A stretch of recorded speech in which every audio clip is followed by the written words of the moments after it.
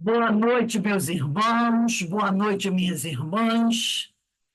Nós somos da Sociedade de Estudos Espíritas Francisco de Assis, localizado no bairro do Morém, aqui em Petrópolis, na região serrana, né? Então, a gente sempre dá essa informação, porque nós temos companheiros de várias partes do Brasil, né? Temos lá do Rio de Janeiro, nossa irmã Ana de São Paulo saiu agora. Daqui a pouco Eloá vai estar lá em Lisboa, né, Eloá? E participando dos nossos estudos lá da terrinha, da velha terrinha. Então, nós temos gente de todas as partes do Brasil participando dos nossos estudos. Temos o nosso irmão William lá do Paraná, e aí o pessoal vem participar conosco dos nossos estudos. E hoje nós recebemos a nossa querida irmã Marise Vivo, né? Marise é aí de Guapimirim, não é isso? Você pode ligar seu microfone aí? Sim, eu sou aqui de Guapimirim, já vivo aqui em Guapimirim há 13 anos, já fazer 14 anos. Eu era do Rio de Janeiro, né? Da cidade do Rio de Janeiro, e vim para cá, para essa terrinha gostosa, no meio quase que do mato aqui, em que eu moro, no condomínio bem arborizado, bem perto das montanhas, bem pertinho de Teresópolis. Nós tivemos um sítio aí em Citrolândia, então é Ah, sim. sempre em Guapi, é uma coisa muito gostosa, né? Qual é a espírita que você trabalha, Ana? Eu trabalho na Sociedade Espírita de Assistência e Estudo. É isso que você quer perguntando? É que está falhando aqui. Você está me ouvindo bem? Agora estou, mas de vez em quando dá uma falhada aí. Coisas da internet. E hoje Uhum. nós vamos estudar essa obra, Religião dos Espíritos, de Francisco Cândido Xavier, pelo Espírito Emmanuel. Estou aqui. Ah, está aqui, ó. Essa obra aqui, ó. Religião dos Espíritos. Isso. Essa aqui, ó. Religião dos Espíritos, de Chico Xavier, pelo Espírito Emmanuel. E o capítulo, o estudo de hoje, tem por título Estranho Delito. Esse texto está relacionado à questão 798 de O Livro dos Espíritos. E eu vou dar uma lidinha aqui na questão, né, só para a gente se situar. 798 aqui, ó. Eu vou ler só um pedacinho. Influência do Espiritismo no progresso. Pergunta de Kardec: o Espiritismo se tornará crença comum ou continuará sendo professado apenas por algumas pessoas? E os Espíritos respondem: certamente ele se tornará crença comum e marcará uma nova era da história da humanidade que está na natureza. Chegou o tempo em que ocupará lugar entre os conhecimentos humanos. Maravilha, né? Uhum. Mas antes de nós iniciarmos nosso estudo, eu vou pedir para a nossa irmã Carmen fazer uma pequena leitura de um trecho de uma obra e depois ela faz a prece. E aí eu passo a palavra para Marise. E, Marise, você tem até 19h30, sai de mais uns 2, 3 minutinhos para ter Tá, reflexão. tá. E eu posso coloco o PPT depois, né? Da prece. Depois é só você compartilhar que já está liberada, tá? Ah, ok, obrigada. E, por favor. Boa noite a todos. E a prece é desse livro aqui, Baltazar de Altivo Panfiro. E a lição aberta é a 57, ela diz assim: é necessário que a sociedade se transforme, dizem todos. Mas como essa sociedade se transformará se nós mesmos fazemos concessões ao orgulho, à impertinência, ao desalento, à má vontade, à indolência, quando não ao desequilíbrio? O que devemos fazer é aprender com Jesus como agir no cotidiano, seguir sua orientação e não nos esquecermos jamais de que, na medida em que formos agindo no bem, a caridade será uma marca tão característica de nossas almas que estaremos sendo humildes porque somos do Cristo, porque compreendemos e agimos como Ele. Então, amigos, aqui, já prontos para iniciarmos o nosso estudo da noite de hoje, para que nós possamos aprender mais um pouco, para que nós possamos colocar dentro de nossas ações, de nossos pensamentos, das nossas atitudes, da nossa palavra, as lições do Mestre. Abençoe a nossa amiga Marise, que vem nos ajudar nessa transformação interior nossa, que possamos estar bem atentos às lições que ela nos dará na noite de hoje. Graças a Deus. Graças a Deus. Então, companheira Marise, a palavra está com você, que Jesus te abençoe e continue a abençoar todos nós. Obrigada, minha querida, obrigada. Eu vou já colocar aqui. ah, Espero que vocês estejam vendo. Dá Estamos, para enxergar? estamos, Estão enxergando? estamos Que às enxergando. vezes dá umas zebras, né? Porque sabe como é que é? Então, o tema de hoje é baseado nesse texto, né? Texto número 60 do livro Religião dos Espíritos, Estranho Delito. Eu não vou ler ele todo, mas vou ler um pedacinho, só para a gente se situar, né? A gente tem que se situar, afinal de contas, eu não sei se todos já leram esse texto, mas é bom a gente se situar. E é interessante, observe que essa reunião pública foi lá em 59, né? É, que foi trabalhado esse texto, creio eu, e a gente vai trabalhar em cima disso, porque é uma questão que nos afeta até hoje. Já se passaram 70 anos, desde a época, né? Eu estou me baseando em 59, tá, gente? De lá para cá ainda continuamos. Eu não me lembro quando foi. Esse livro, não sei de que ano é, Religião dos Espíritos. Pois, eu não me lembro. Se você tiver aí, eu não tenho ele, eu baixei em PDF, mas não vi.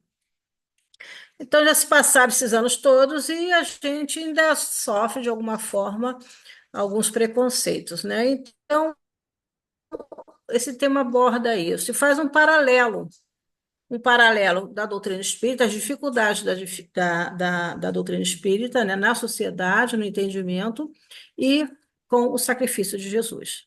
Então, vamos lá. Eu vou minimizar aqui para poder enxergar todo mundo não, o texto. Então, esse texto começa assim. Observando a hostilidade manifesta que vem sofrendo a doutrina espírita, desde a enunciação dos seus princípios com Allan Kardec, estudemos o motivo pelo qual teria sido Jesus condenado na barra dos tribunais humanos. Todos sabemos que o Cristo não foi vítima de assassínio vulgar. Não obstante, sem razão, foi preso, inquirido, processado, qualificado na posição de réu e condenado à morte pelos mais altos conselhos da comunidade a que pertencia. Então, ele começa aí, a gente já percebe que ele faz um paralelo, esse texto, com a hostilidade manifesta em relação à doutrina espírita e com a injustiça, a falta de um julgamento honesto e correto que deveria ter sido feito na época de Jesus. A gente sabe que Jesus foi sacrificado pelo orgulho, pela vaidade, pelos interesses materiais e pela teimosia de enxergar aquele homem como realmente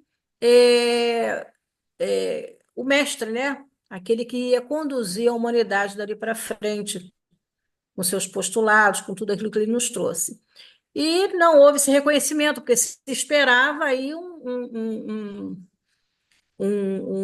Messias vindo da linhagem de reis, e ele também tinha essa linhagem, mas na linhagem de reis, e que pudesse libertá-los, né, dos romanos e assim por diante. E, na verdade, se apresentou um homem simples que se relacionava com o povo, com os gentios, não só com o povo, mas também com publicanos e etc, etc, etc. Bom, era contrário àquilo tudo que se esperava. Então, houve realmente essa hostilidade com relação a Jesus, não houve um julgamento, não houve defesa, ninguém defendeu na hora em que Pilatos pede que o povo escolha entre Barrabás e ele, e, claro, o povo escolheu Barrabás, e até porque os sacerdotes conseguiram manipular muito a verdade e conseguir, com isso, um voto contrário a ele. Bom, e é interessante porque nessa época, na época de 50, né, na década de 50, existiam algumas situações acontecendo, né? Padres, escritores e a própria Igreja Católica, né, na sua Conferência Nacional de Bispos, que condena a religião católica, a FEB, na época, chega a comentar, a declarar que o umbandismo poderia ser considerado espírito, criou um mal-estar muito grande entre o movimento espírita, e uma série de coisas foram acontecendo que até motivou talvez essa reunião pública e levar assim esse estudo. E o interessante, para continuar, não vou ler todo esse texto, Estranho Delito, mas ele termina assim. Isso, porém, acontece simplesmente porque a infração do espiritismo, que reverencia, eu acho que eu tenho, não, é aqui, ó, que reverencia, ah, deixa eu tirar aqui, acontece simplesmente porque a infração dos princípios que reverencia a religião ilumina a filosofia e venera a ciência, tanto quanto o delito de Jesus e de seus genuínos seguidores nos primeiros 3 séculos do cristianismo apostólico. É o de combater o cativeiro da ignorância e o império do vício, a sombra da mentira e o domínio da opressão, ajudando a alma do povo a sentir e a raciocinar.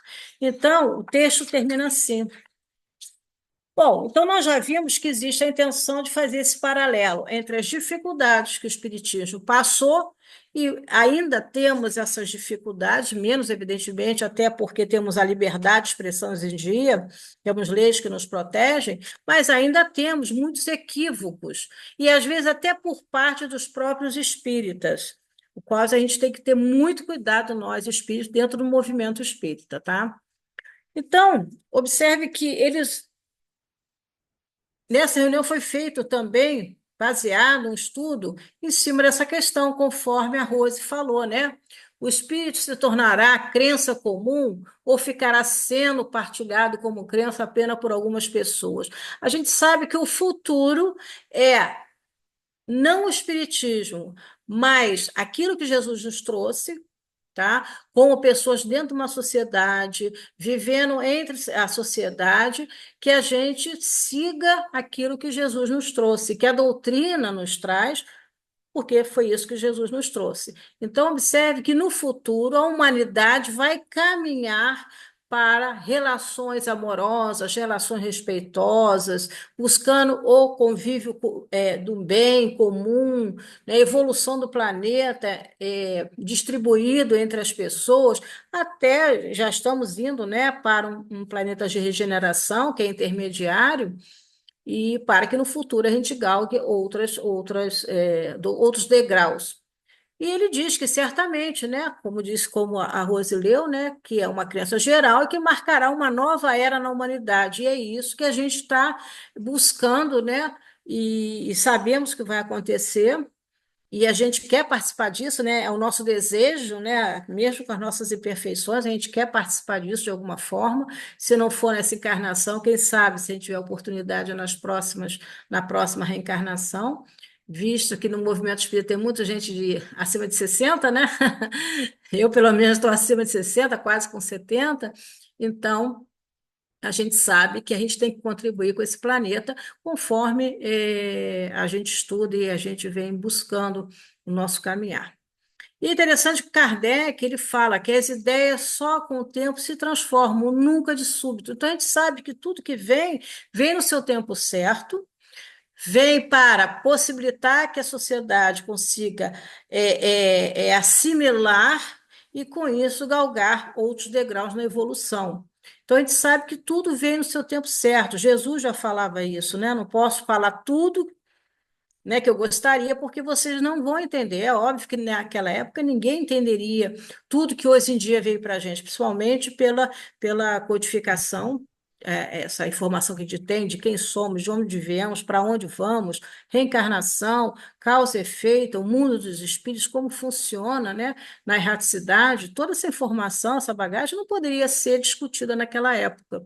E na época de Kardec também não. Isso foi chegando aos poucos, até inclusive com o Chico, né, foi chegando aos poucos essa informação para a gente. Então, a gente sabe que tudo tem o seu tempo, é de geração a geração, conforme a gente vai amadurecendo, não só intelectualmente, mas também moralmente, principalmente moralmente e espiritualmente. Aí a gente vai conseguindo entender, conseguindo absorver as novas informações que chegam em todos os setores da vida, não só dentro do espiritismo.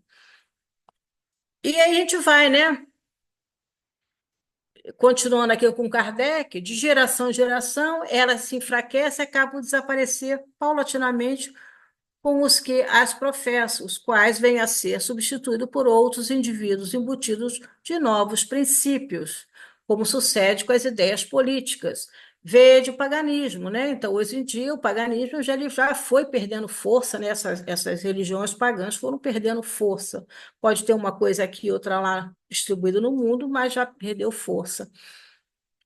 Então, a tendência é o espiritismo, não, a doutrina de Jesus abarcar o mundo, tá? E isso vai ser gradativo. E aí, gente, eu vou lançar a mão para a gente falar usando esse livro, né, de José Herculano Pires, que tem nesse livro, O Homem Novo, tem esse tema, preconceito contra o espiritismo, porque é disso que a gente está falando. Naquela época, o espiritismo passava por situações bastante difíceis, ainda temos preconceito, e é disso que a gente vai falar. E qual o nosso papel dentro dessa situação? Nós espíritas, dentro do movimento espírita, que sabemos que o movimento espírita é um movimento de pessoas, dentro do centro espírita, onde a gente vai trocando ideias. O objetivo é a gente estudar, é a gente divulgar a doutrina, né? A doutrina de Jesus, a doutrina dos espíritos, né? Trazer o consolo às pessoas. A base é a caridade, pelo menos deveria ser assim. Então, a gente tem essa consciência que o movimento depende de nós, né? O movimento pode ser prejudicado. O espiritismo nunca vai ser, mas nós temos cuidado de, dentro do movimento espírita, termos uma postura que não venha engrossar a fileira de quem pratica o preconceito contra o espiritismo, pela má interpretação do espiritismo. Então, esse texto é muito legal, que ele diz assim: ainda existe em maior escala do que se pensa o medo do espiritismo. Aí, dentro disso, você observa a em maior escala do que se pensa, o medo do espiritismo. Esse livro foi lançado, acho que nos anos 70, final de 70. Também já havia se passado pelo menos mais de 20 anos, considerando a década de 50, né? Então, ele conta a história de uma moça que ela tinha perturbações oriundas da mediunidade. Foi de médico em médico, psiquiatra em psiquiatra, eu estou resumindo, tá? E nada foi resolvido, então ela buscou recursos espirituais. E ela foi em busca, e lá descobriu que aquela pessoa que estava atendendo não era espiritualista, era um espírita.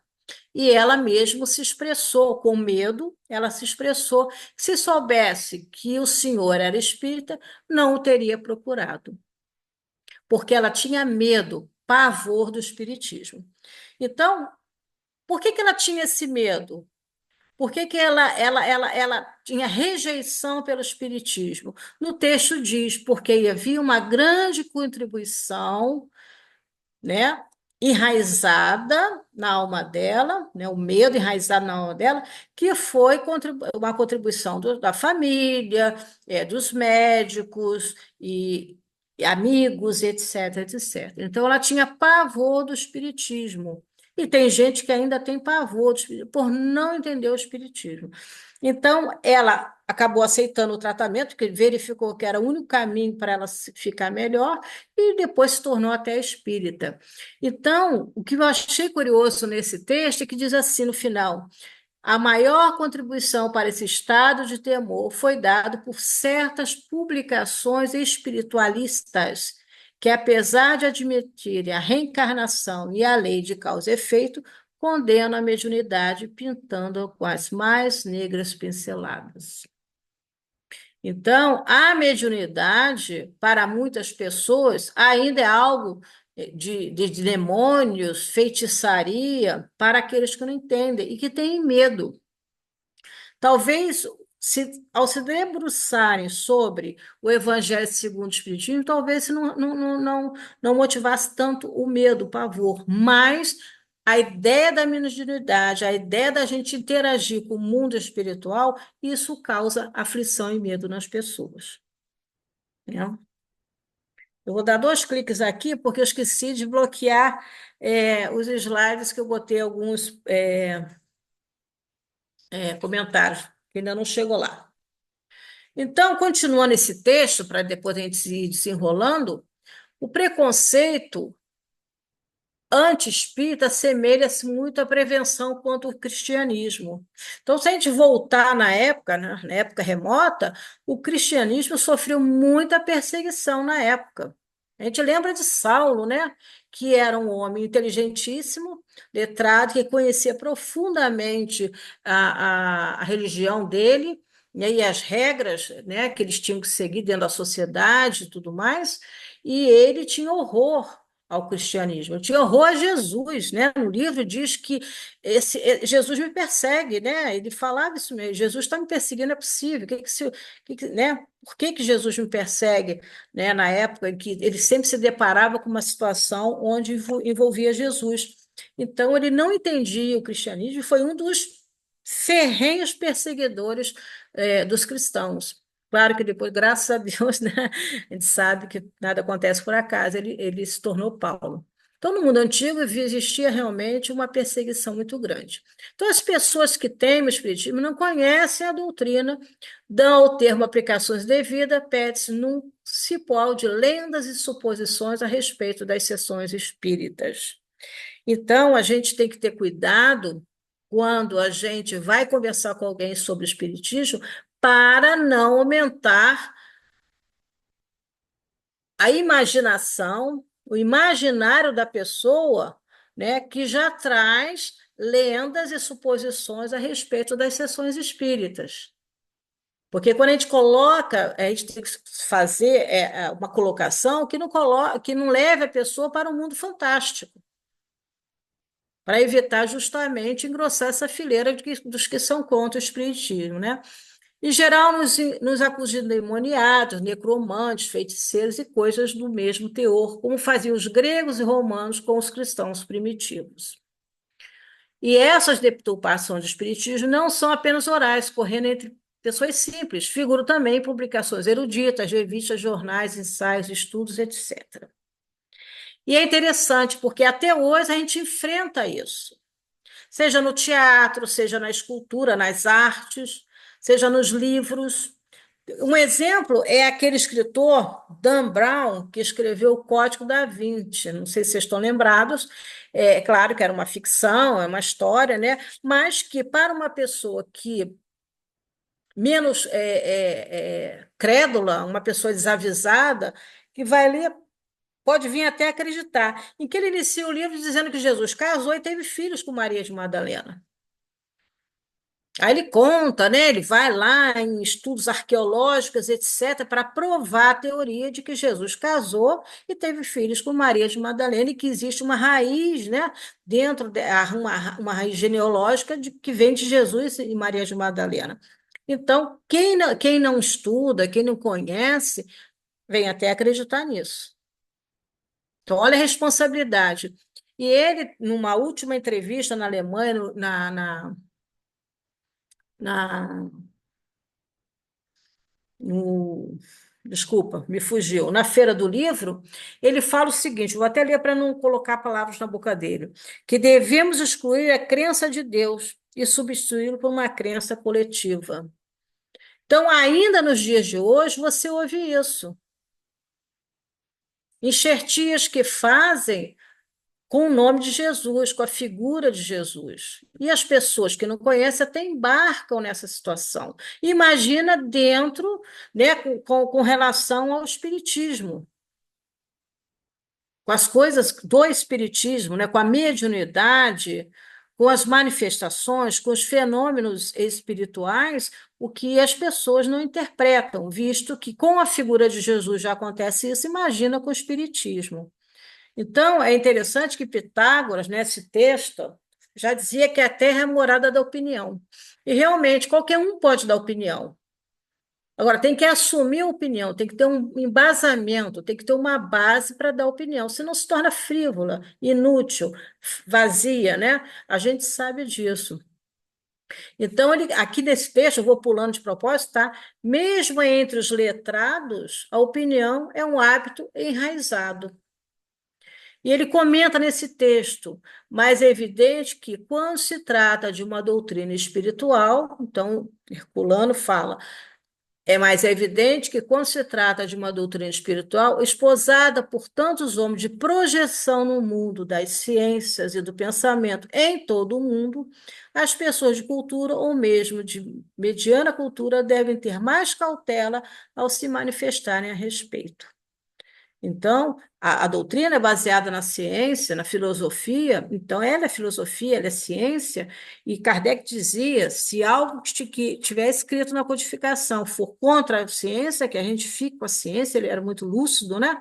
Então, as pessoas que não conhecem, muitas vezes embarcam e acreditam em situações e vão propagando essas notícias, dificultando mais ainda o espiritismo no mundo, tá? Bom, eu esqueci de bloquear o que está em vermelho. Então, gente, por que que acontece isso na doutrina espírita? E a gente tem que ter muito cuidado. Antes de falar aqui sobre a Gênesis, que é um milagre do Evangelho, a gente tem que ter muito cuidado.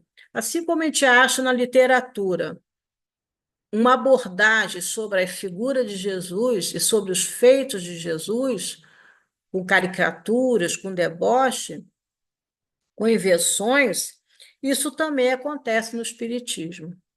E é interessante que, dentro do movimento espírita, não do espiritismo, mas no movimento espírita, as invenções, as enxertias, são colocados rituais, são colocados coisas que a gente não acha, nem no livro dos médiuns, nem no livro dos espíritos, e nenhuma outra literatura séria em que a gente vá buscar uma explicação para determinados comportamentos. Aí eu estava escutando uma palestra de Haroldo, que foi muito interessante essa palestra, em que ele conta dois casos. Vocês devem saber desse caso, que é a história da cabeça que saía brilhando, das pessoas que saíram com a cabeça brilhando da sala de passe. Então, ele conta essa história de que foi pedido que as pessoas que aguardavam o passe entrassem em prece, de olhos fechados, aguardando. Mas tinha um curioso que abriu um olho e viu a pessoa sair da sala de passe com a cabeça brilhando. E ele pensou: poxa, esse passe é, né, maravilhoso. Aí viu a segunda pessoa, nossa, eles devem fazer um trabalho de cura maravilhoso. Lá pela quinta, ele já abriu os dois olhos e já ficou curioso. Aí ele teve que perguntar por que que as pessoas saem com a cabeça brilhando da sala de passe. Aí foi respondido a ele que eles colocavam óleo vegetal na cabeça para fixar o passe. Olha a informação que era passada para essas pessoas. E a pessoa que está dentro da casa espírita imagina que aquilo é verdade.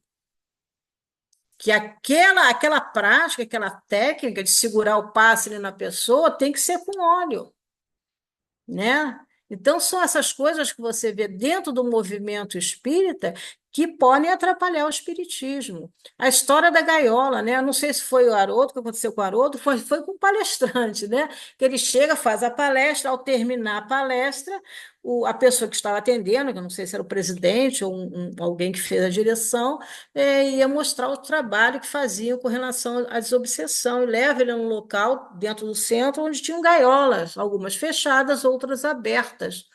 E a pessoa, o palestrante, pensa assim, poxa, será que eles estão pegando passarinho silvestre para vender, né, para sustentar a casa espírita? Aí ele pergunta por quê. Ah, você deve estar curioso de ver essas gaiolas, umas fechadas, outras abertas. Ele, eu estou curioso. Bom, as gaiolas fechadas é para a gente prender, né, os espíritos que estão em tratamento.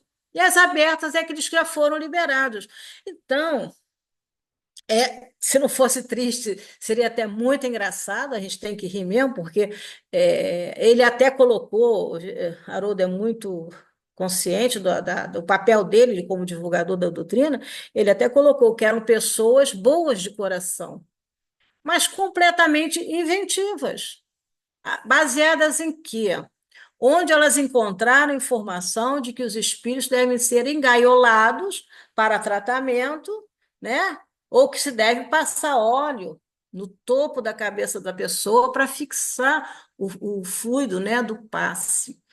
Então, são essas coisas que podem trazer e atravancar, não atravancar, porque o espiritismo vai, né? Mas atrapalhar a divulgação da doutrina, atrapalhar o nosso convívio dentro de uma sociedade por esses equívocos. Por esses equívocos. A gente sabe que a mediunidade é do ser humano, inerente ao ser humano, e que todas as religiões, em todas as religiões, pode ocorrer uma manifestação mediúnica. Tem igreja evangélica que, né, sempre tem uma manifestação, eles tiram como se fosse do diabo, aquela que a gente sabe que existe ali um entendimento diferente do nosso. Mas são essas práticas dentro do movimento espírita que vêm engrossar a fileira daqueles que duvidam da doutrina, ou que acham que a gente vive de ilusão, que a gente vive de impressão, que existe milagres, né? Tem gente que vai em busca de um milagre, de uma cura, quando a gente sabe que não existe cura, a não ser que Deus queira, né? Não somos nós espíritos que curamos, somos instrumentos para dar o conforto, dar o passe, mas não somos nós que curamos, mas há pessoas que acham, aquele médium é bom aberto, fui lá e me curei. Não curou nada, não foi o médium, foi Deus que quis que aquela criatura, ao entrar na casa espírita e passar por um tratamento de obsessão, de passe, água fluidificada, ele foi curado. Mas uma pessoa leiga não tem essa noção e vai aí, olha, replicando as suas opiniões particulares. E é disso que a gente tem que ter cuidado para não piorar a situação do espiritismo, tá? Então, a gente tem que ter muito cuidado, porque se a gente se equivocar com a figura de Jesus, com a mensagem de Jesus, a gente vai tomar rumos também não muito legais. Então, temos que ter cuidado em conhecer exatamente quem é Jesus. Quem é essa figura maravilhosa que veio ao planeta, que trouxe a mensagem, que é governador do planeta, está entre os espíritos puros, e entre os puros ele é um Cristo, está numa situação elevada como Cristo, que comunga com a mente de Deus, ele é só fiel a Deus, como falam, né? Ele comunga com a mente de Deus. Então, quem é esse espírito que está aqui no planeta, né? Que recebeu o planeta nas mãos dele, né? A forma metafórica, nas mãos dele, ainda incandescente, e participou e construiu, junto com seus arquitetos, né? Que, vou botar entre aspas, que ele contratou para trabalhar com ele, para ir para a evolução do planeta até chegarmos ao ponto do agora em que vivemos. Que conhece a humanidade que está aqui, conhece cada um de nós, todos a caminhada que fizemos, desde que fomos criados por Deus, ele conhece. Então, esse Jesus é que deve ser esclarecido para as pessoas. Tá? Então, a gente tem essa preocupação. Então, se a gente for lá na Gênesis, nós formos na Gênesis, lá no capítulo 15, né? Nós temos lá os milagres do Evangelho. Aí o item 1 começa assim, ó. Os fatos relatados no Evangelho e que até hoje são considerados milagrosos, pertencem, na sua maioria, à ordem dos fenômenos psíquicos, isto é, daqueles que têm como causa primária as faculdades e atributos da alma. Observe, causa primária, as faculdades e atributos da alma. Se é da alma, todos nós, podemos criar, fazer fenômenos, porque nós somos almas com atributos psíquicos, tá? Confrontando-se esses fenômenos com os que já foram descritos e explicados no capítulo anterior, né, no capítulo 14, reconhecemos sem dificuldade que existe entre eles uma identidade de causa e efeito. O princípio dos fenômenos psíquicos repousa, como já se viu, nas propriedades do fluido espiritual. Opa, já esclareceu aqui a gente, ó, que constitui o agente magnético. Nas manifestações da vida espiritual durante a encarnação e após a morte. E que, finalmente, na constituição dos espíritos e no papel que eles representam como força ativa da natureza. Ou seja, somos um elemento da natureza. O Sol é um elemento da natureza. O Sol aquece o planeta, toda a parte material do planeta, né? Gerando até energia, fazendo evaporar os rios, os mares, as águas que viram nuvens, que gera chuva. Isso é um fenômeno gerado pelo elemento da natureza. E nós, como elementos da natureza, também podemos gerar fenômenos, que não é milagroso, e sim da natureza do espírito. Então, esse fluido perispiritual que nós temos, junto com o agente magnético, nos favorece, vamos dizer assim, favorece não seria a palavra, mas nos possibilita a manifestação de alguns fenômenos. Então, nós sabemos disso, se a gente for estudar, estudando o Livro dos Espíritos, a gente tem acesso a essa informação. O Livro dos Médiuns, a gente tem acesso a essas informações dessa nossa capacidade de gerar, de criar fenômenos que são da natureza da alma. Nada mais do que isso. Mas para as pessoas que não conhecem, acha que é algo milagroso, que é coisa do demônio, que é feitiçaria. Né? Então, isso é muito complicado. Então, nesse mesmo capítulo, se fala da natureza de Jesus. E é a natureza de Jesus que a gente tem que conhecer para a gente saber exatamente quem é esse espírito que governa esse planeta. Então, no item 2, tem um pedacinho que fala assim, olha. Sem... a gente vai até que horas? Está quase no final, né? Até 7h30. É. Tá, são 7h20, não é isso? Tá. Se nada prejulgar sobre a natureza do Cristo, cuja análise não entra no plano desta obra, considerando por hipótese somente o espírito superior, não se pode deixar de reconhecer nele um daqueles espíritos de ordem mais elevada que está colocado pelas virtudes, muito acima da humanidade terrestre, pelos imensos resultados que ela produziu.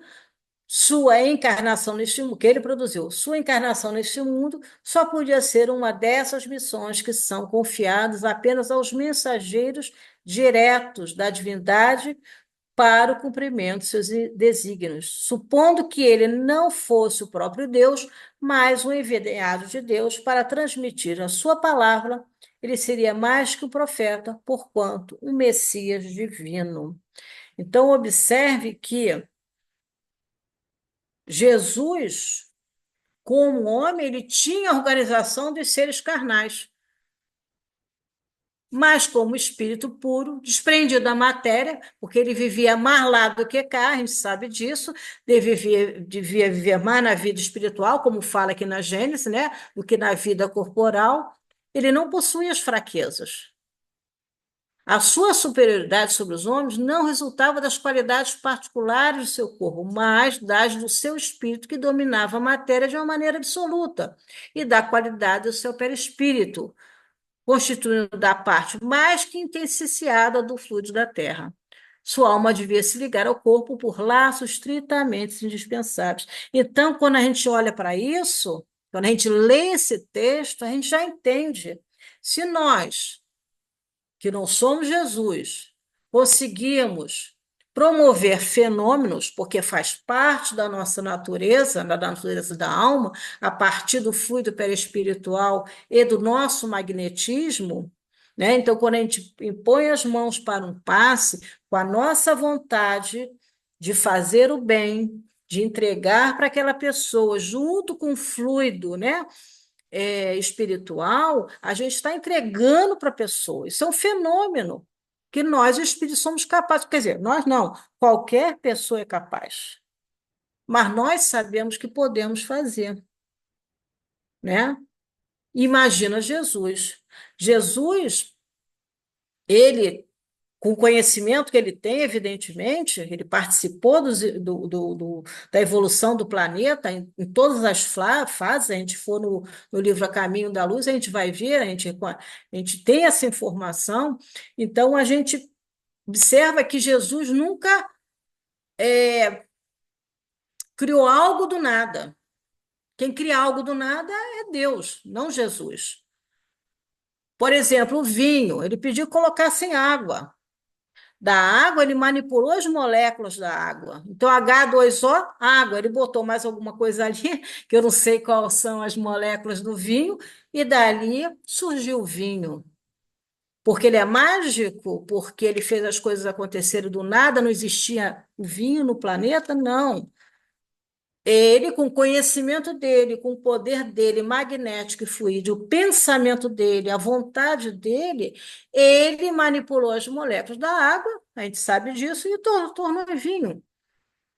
Ele não multiplicou pães e peixes, ou seja, não tinha pão nem peixe, ele fez surgir. Não, ele pegou o peixe, pegou o pão e multiplicou.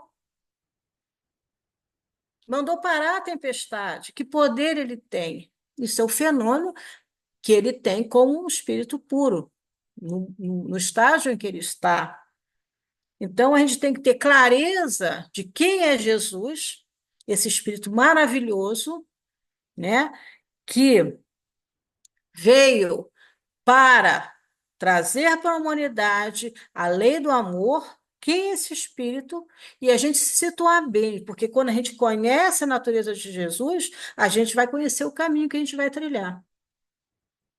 Essa é a nossa, a gente tem que ter isso bem focado na nossa vida, né? Então, já estamos quase terminando, né? Ah, já, dá tempo.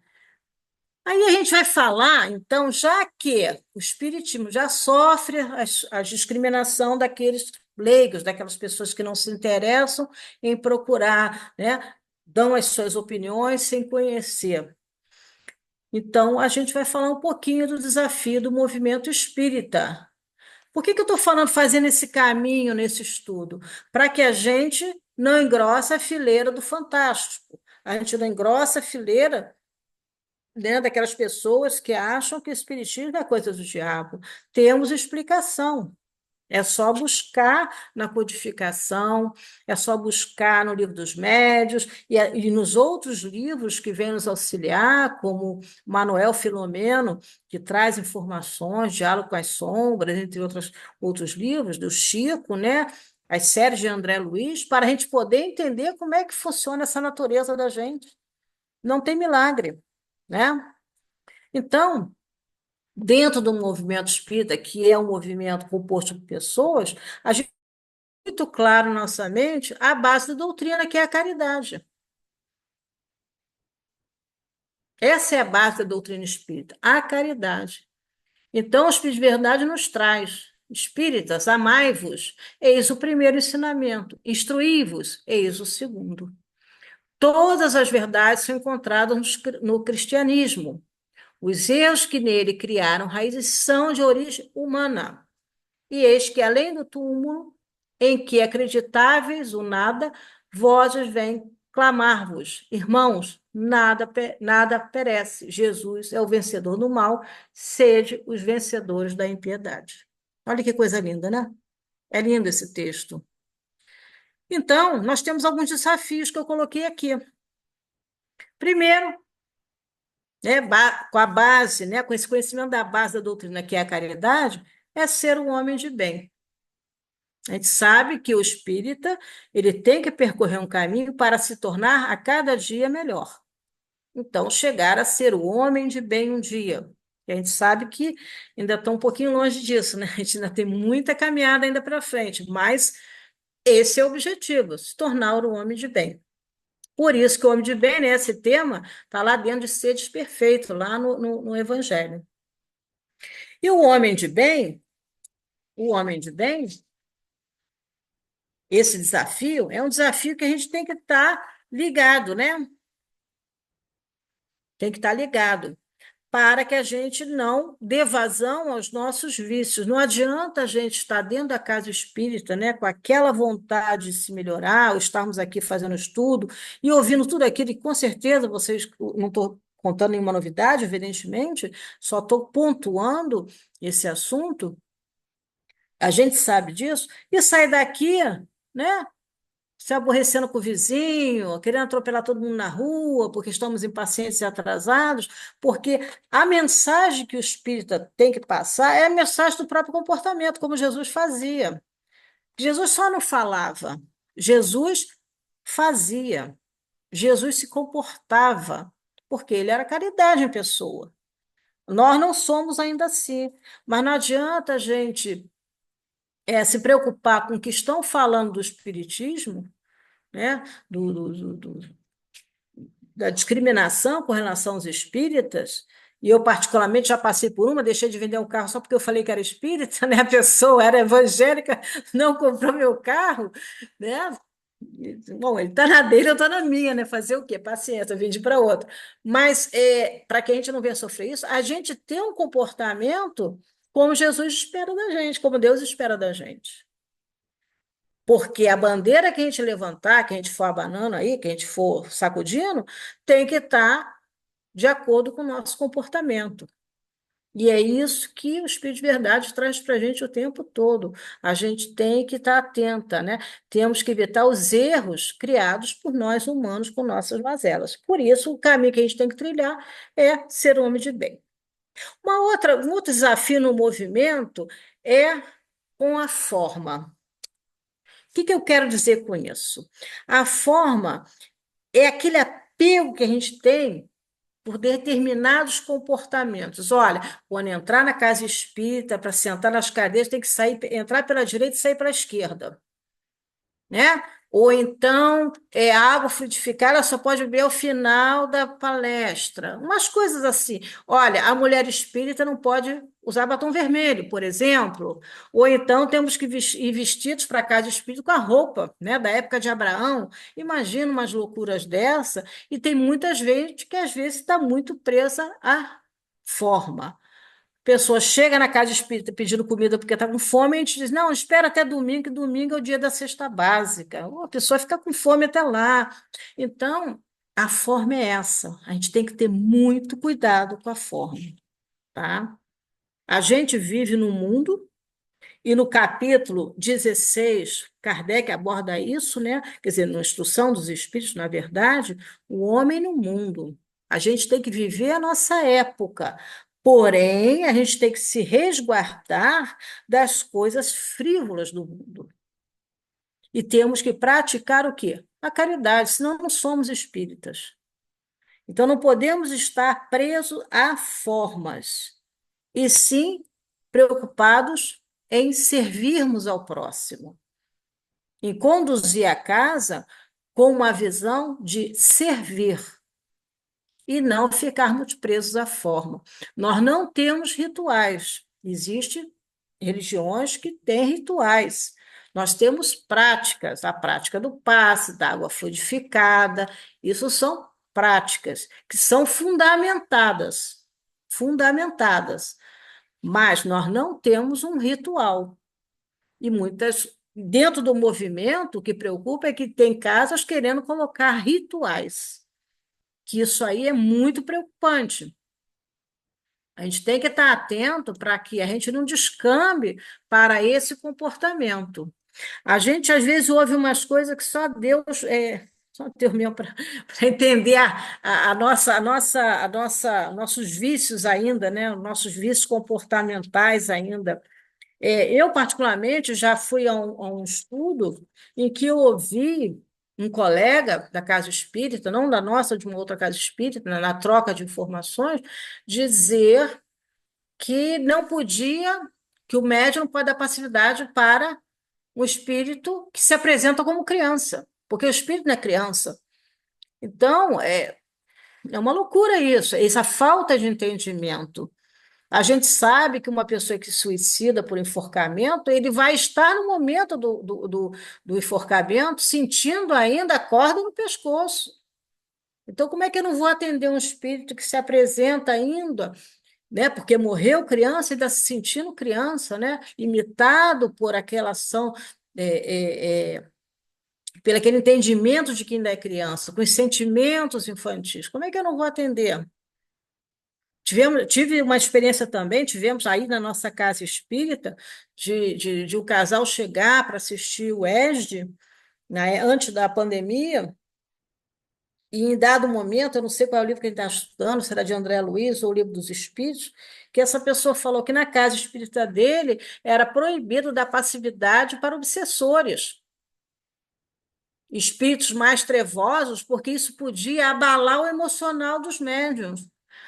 Então, gente, a gente tem que ter muito cuidado no movimento espírita para não inventar coisas e fugir daquilo que a gente estuda o tempo todo, para que a gente não venha, né, transmitir para fora um espiritismo baseado nas nossas limitações, né, nas nossas crenças.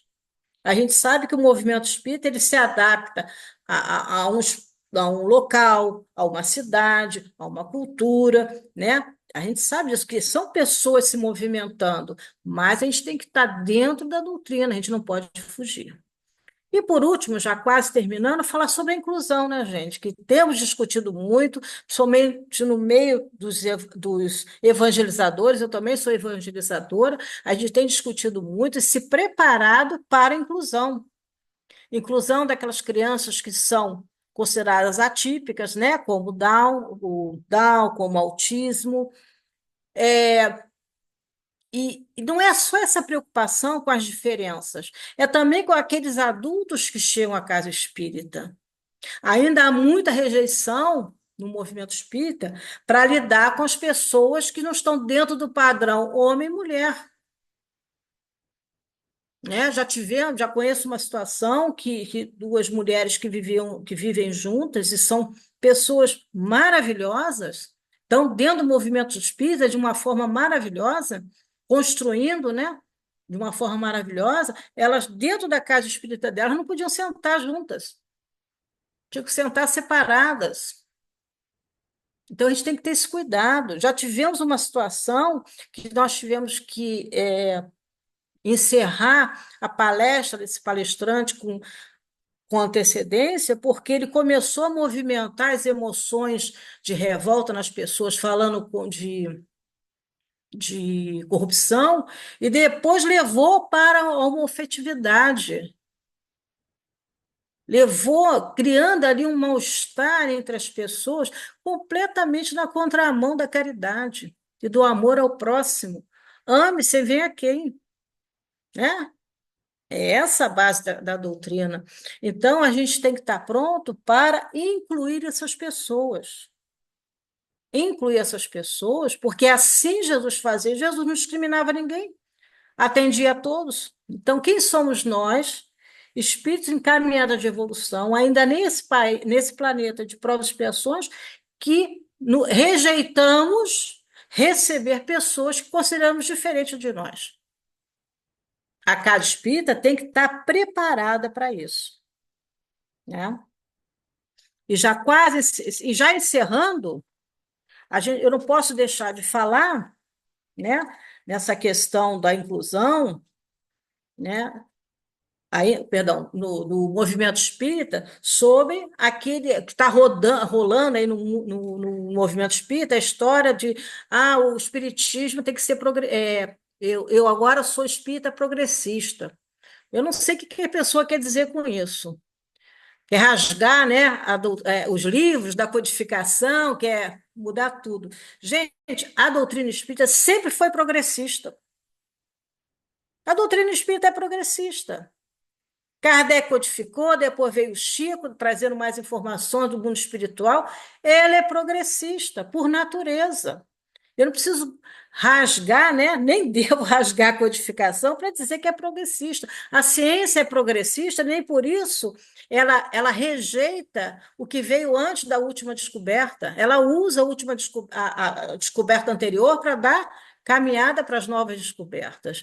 Então, gente, o recado é esse, é que a gente fique atento com os nossos conceitos muito particulares que venham atrapalhar, assim, a divulgação da mensagem de Jesus. Porque se queremos contribuir para um mundo de regeneração, que está em andamento, e a gente está vendo acontecer as coisas, nós temos que estar preparadas, primeiro, conhecendo a natureza de Jesus, porque quando a gente conhece a natureza de Jesus, gente, não tem outro caminho que seguir a não ser o que ele trouxe para a gente e que a gente tem informação, né, que veio codificado para a gente pelas mãos de Kardec. É impossível estudar o Novo Testamento sem o apoio da doutrina espírita. Impossível, senão a gente cai no fantástico. Então, eu espero que tenha sido útil para vocês, a nossa conversa aqui, né? Conversa, um monólogo, né? Porque só eu falei, né? E eu peço desculpa se falei demais ou rápido demais, que às vezes eu me empolgo e falo muito rápido, tá? Muito obrigada a todos vocês, é um prazer estar com vocês. Espero poder retornar, tá? Eu já acompanho vocês nas palestras, né, de segunda-feira, né? Então é um prazer. Eu vou tirar aqui o PPT. Eu estou vermelha, mas é por causa da temperatura, tá, gente? Não é vergonha, não. Porque aqui está quente dentro de casa. Agradecemos Obrigada pela atenção de vocês, tá? o seu estudo, foi muito bom, né? Obrigada. Obrigada. Explicações aí sobre essas coisas extraordinárias. A questão do batom vermelho eu estaria calcinada, porque hoje obrigado, leve o nosso abraço à sua casa espírita e esperamos poder contar Obrigada. mais vezes você estudando conosco, tá bom? Tá, muito obrigada, muito obrigada. Lembrando a todos que eu já mandei para vocês o cartaz do nosso vídeo de quarta-feira, vou mandar para você também, Marise. Obrigada, agradeço. Obrigada, viu, Fernando, pelos corações. E conosco na quarta-feira, para às 18 horas, para o nosso vídeo. Vários corações para todos vocês. Muito obrigada. Rose, obrigada. Joana, Joana, você pode fazer a nossa prece de agradecimento, minha amiga?